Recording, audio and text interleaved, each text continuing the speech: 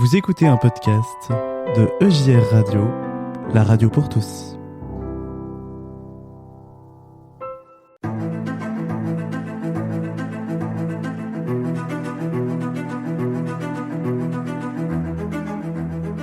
Le 14 juillet, le groupe Aka Bocage Flair, composé de 17 jeunes et de 5 accompagnateurs, prend la route en vélo pour un périple de 350 km. Suivez la suite de leur parcours raconté par les jeunes eux-mêmes.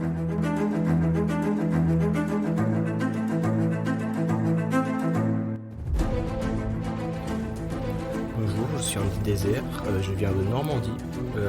Donc aujourd'hui, nous sommes sur le camp vélo qui nous est proposé par l'ACAT, qui est encadré par Eric Ménager ainsi que d'autres éducateurs. Nous sommes à notre 4e jour, nous sommes partis ce matin de Chartres et nous sommes arrivés aujourd'hui à Gazéran. Bonjour, je m'appelle Théotime, je viens de la Normandie. Grâce à mes parents et à Eric, je suis là aujourd'hui pour l'appel, la fraternité et l'esprit d'équipe. Bonjour, je m'appelle Baptiste Goulet, je viens de Normandie. Aujourd'hui, on est venu ici à vélo, on a déjà fait environ 250 km. Vous allez en faire combien? Environ 350. D'accord. Pour arriver au JO 2024 à Paris. Et on est invité à l'église de Mala-Madeleine. D'accord.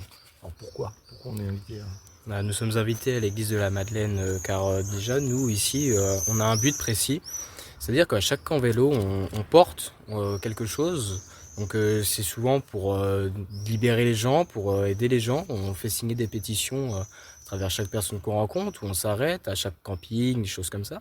On demande aux gens de signer, bien sûr sans rémunération, cela ne sert à rien. Nous, ce qui nous importe, c'est vraiment l'esprit d'équipe, la liberté, les choses comme ça. Donc comme là, cette année, on porte la flamme au jeu, et étant donné qu'on est invité là-bas, eh bien, on la fera aller jusqu'à Paris. Merci Andy. Théotime, tu veux rajouter quelque chose? Non, ça aille. Non, c'est bon. Bon, bah voilà, donc... Et alors, Basile, aujourd'hui, l'étape, combien de kilomètres?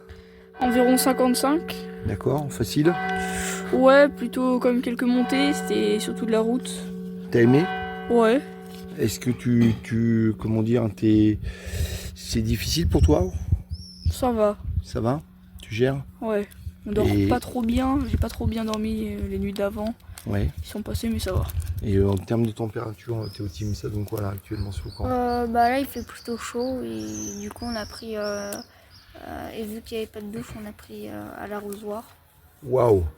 Et c'était froid du coup. À l'ancienne en fait. Ouais. Un peu C'est rustique. ça? Vous l'avez déjà fait ou pas? Personnellement, oui. Andy, tu l'avais fait, Théotime? Non, moi j'ai. Première fois de ta vie? C'est énorme. Et toi, Basile? Au tuyau, ouais, pas à l'arrosoir. Non, pas- Et on a fait ça, oui, quand même, dans un endroit incroyable, quand même, hein, dans une église, près d'une église, dans le presbytère, donc c'était assez étonnant. Bon, ok, super. Bah écoutez, bravo à vous, et puis bon courage pour la fin de votre parcours. Merci beaucoup. Ciao. M'a impressionné positivement. Vous êtes des jeunes et vous parcourez des kilomètres. C'est une sorte d'engagement. Comme vous le savez, il y a beaucoup d'injustices dans le monde, hein? Beaucoup d'injustices. Ne vous fiez pas toujours à ce que la presse vous dit. La presse n'est pas toujours claire. La presse n'est pas toujours dans la vérité. Ça me fait comprendre. La presse n'est pas toujours dans la vérité. Tout ce qu'on vous dit, tout ce qu'on vous raconte, tout n'est pas faux. Tout n'est pas juste non plus. Il faut avoir ce qu'on dit, comme on le dit, l'esprit de discernement pour voir la part des choses, ce qui est vrai et de ce qui ne l'est pas. Alors que Dieu lui-même vous accompagne, vous bénisse et vous porte. Voilà. Pour le moment. Merci beaucoup, Père Zacharie. Merci beaucoup, Père Zacharie. Frédéric? Alors moi je voulais vous dire quelques mots parce que Eric me l'a demandé. Il m'a dit tu es à la 4 depuis longtemps. Pourquoi? Alors je vais vous faire un saut en arrière parce que moi je suis un vieux schnock J'ai 86 ans aujourd'hui. Donc je suis né en 1938, avant la Deuxième Guerre mondiale. J'ai connu les soldats allemands dans mon pays, dans le métro. J'étais à la hauteur de leurs ceinturons, sur lesquels il y avait marqué « Gott mit uns », Dieu avec nous, avec un aigle aux ailes déployées. Quand la guerre a été finie, ma mère, qui avait été dans un réseau de résistance, dans Paris, au marché, elle me disait, tu vois, ici, à cet endroit-là, on torturait les résistants. Et on entendait leurs cris qui venaient des caves. Il y a plusieurs endroits dans Paris comme ça que je connais très très bien. Et moi j'étais très impressionné évidemment. J'avais en plus des tas de bouquins, de livres sur la libération, avec des photos, des caves où on les fusillait, les résistants, des caves où on les torturait, on les mettait dans une baignoire, et on leur faisait croire qu'ils allaient se noyer, on leur arrachait les ongles. Et j'avais des cousins qui revenaient du Vietnam et qui me disaient « Oh mais les Japonais c'est pire, ils mettent des bâtonnets sous les ongles et ils mettent le feu ensuite. » Alors on comparait ça. Donc à 8 ans, à 9 ans, la torture, c'était quelque chose qui était impressionnant pour moi. Parce que je me disais, mais est-ce que moi, si ça m'arrivait, est-ce que je pourrais résister? Et jusqu'à quand? À quel moment est-ce que je vais me suicider?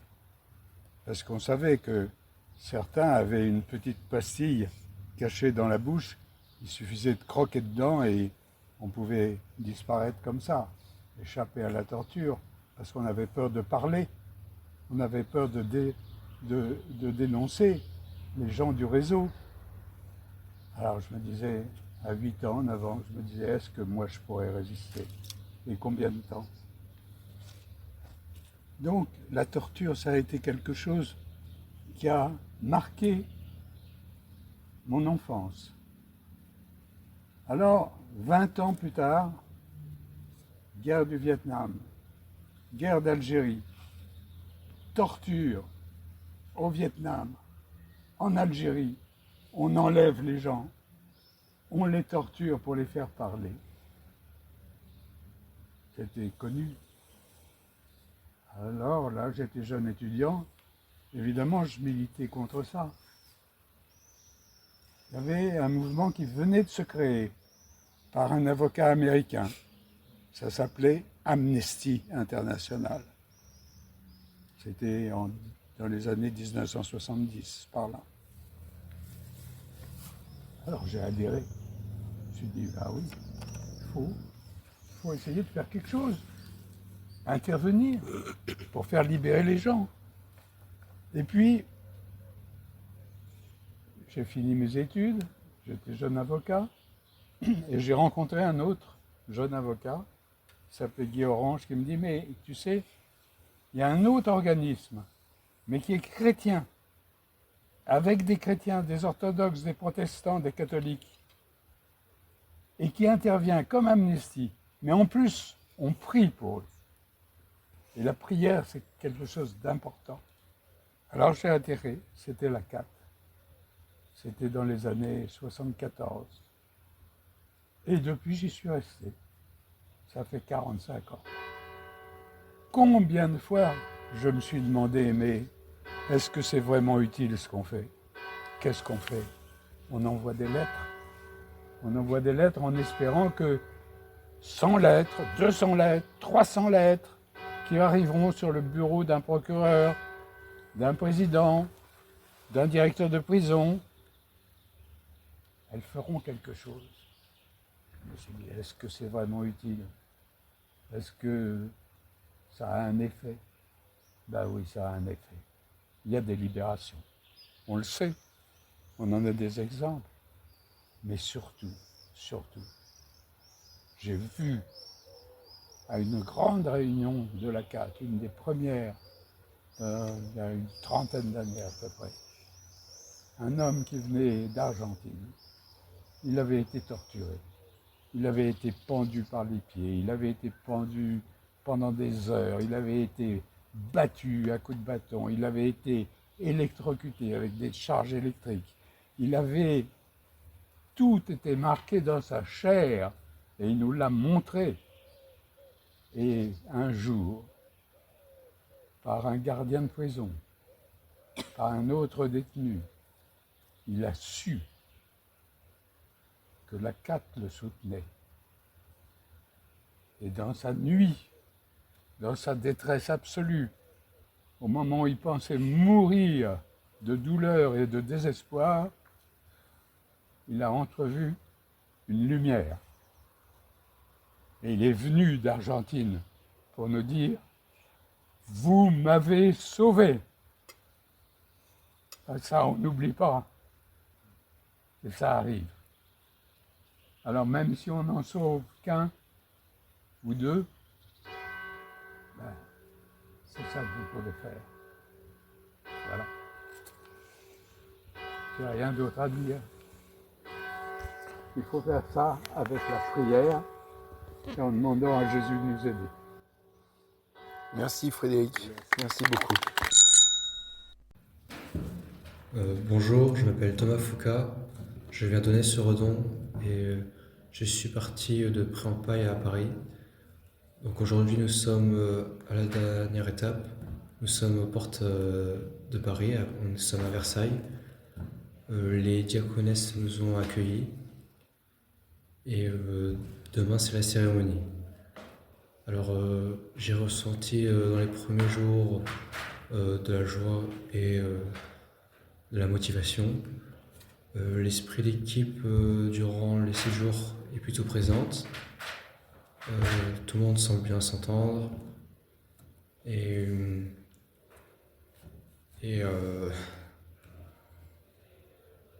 T'es content de toi? ouais, je suis plutôt content de moi. Ça a été un peu compliqué à des moments. La fatigue ressort souvent. Mais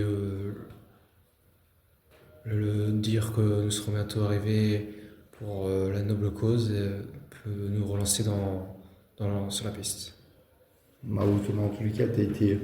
Même tu vois, tu parles des moments difficiles, ça s'est pas toujours vu. Donc je te tire mon chapeau pour ce que tu as fait. Bonjour, je m'appelle Baptiste Gosselin, je viens de Monscré et ça y est, on a fait avec le groupe 350 km pour arriver jusqu'à Paris. Et c'est franchement quelque chose d'extraordinaire. C'est mon 4e camp vélo et je pense que c'est la première fois que je ressens autant d'émotions, Je suis vraiment très content de moi, je suis très content qu'on soit tous arrivés jusqu'à Paris. Demain, on va avoir une cérémonie qui va être incroyable, une cérémonie qu'on ne va voir qu'une fois dans une vie, qu'on ne va pas voir autrefois. On va rencontrer Bernard Thibault, ça va être un très très bon moment. Et honnêtement, je suis vraiment très content de nous, je suis très content de moi. Ça a été assez dur les 2 premiers jours, il y a eu quelques galères, ça a été, même physiquement, ça a été assez éprouvant. Et finalement, c'est à partir du 3e jour, l'étape la plus longue, que j'ai trouvé que finalement ça allait mieux. J'avais réussi à mieux gérer mes vitesses, mieux gérer mon rythme. Et voilà, on est arrivé jusqu'à Paris. On est le 5e jour. Et voilà, c'est génial. On a été super bien accueillis partout. Bon, super. Et comment dire, les activités proposées, qu'est-ce que vous en avez pensé? Le fait de prendre la parole au niveau des pétitions, au niveau du compte-rendu, qu'est-ce que tu en as pensé toi Thomas? Une épreuve, c'était comment? Alors, prendre la parole, j'ai plutôt bien réussi. Je fais le théâtre aussi avec la CAT, du coup ça a été assez simple. Même si au début ça a été un peu compliqué parce que de plus en plus j'angoisse à aller voir les personnes.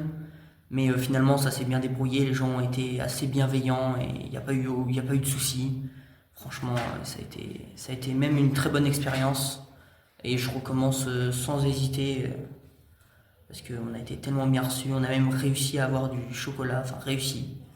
Il y a des personnes, des Suisses, des gens très sympas qui nous ont offert du chocolat pour notre action, qui avaient même déjà signé la pétition chez eux en Suisse. Et qui, pour ce qu'on a fait, nous ont gâtés. Et ça, franchement, ça ne s'oublie pas. Et alors Thomas, c'était une pétition pour qui pour vous signiez, vous demandiez pour quelle action? Nous demandons des signatures pour la pétition pour l'association ADAC. Comment s'appelait la personne que l'on essayait de... Elle s'appelait Narges Mohammadi. C'est une journaliste en Iran qui défend les droits des femmes et tout contre la torture. Quelle émotion ça te procure d'aller voir des gens et de demander, d'expliquer? Est-ce que tu as l'impression un petit peu d'être son avocat? Oui, c'est...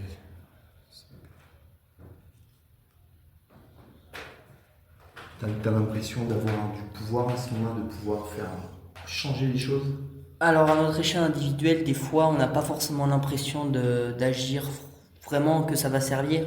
Mais sauf que finalement, quand on voit les cas qui ont réussi, où ça a marché, ou qui ont réussi à sortir de leur prison, de la torture, en fait, on se dit, finalement, si, ça a peut-être un impact, et il faut continuer.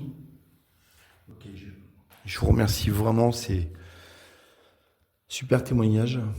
Je vous souhaite demain une belle cérémonie.